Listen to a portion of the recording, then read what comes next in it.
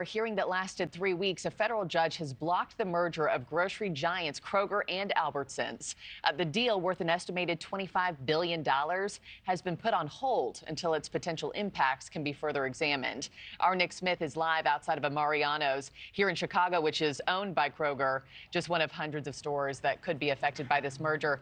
Nick, this is said to be the largest supermarket merger in history. So why are these judges saying, whoa, whoa, whoa, not so fast here? They're saying, whoa, whoa, whoa, not so fast, because they're not sure that merging these stores would actually be a benefit to customers. Markie, Kroger and Albertsons, between the two of them, have almost 5,000 stores nationwide and employ more than 720,000 employees in 48 different states. That judge's decision, make it clear, right now, Markie, leaves those employees and customers unsure about what happens next.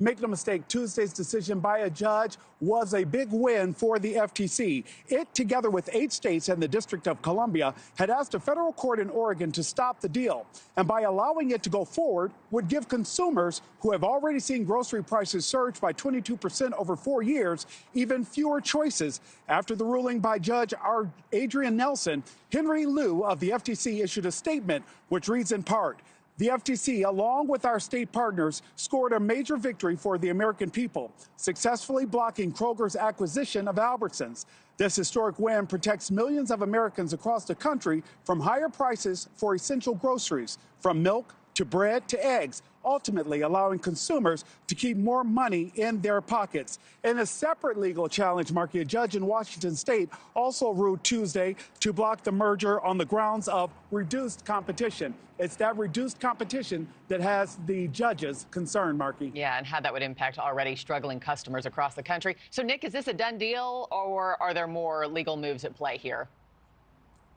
Well, Albertsons and Kroger's, their legal team is saying it's not a done deal. They're actually looking to see what they can do next. Here's the problem. The fight, they say, is far from over. Both companies say were they to combine, they would have more power to lower prices and compete with online competition like Amazon and big box stores like Costco and Walmart. So right now, Markie, they are evaluating their options, and they will decide what happens next. In the meantime, customers can continue to shop like they have always done, but again, continuing to look for the best deal possible. Markie? Yeah, and combined, they employ more than 700,000 people. So curious what that means for all those workers, too.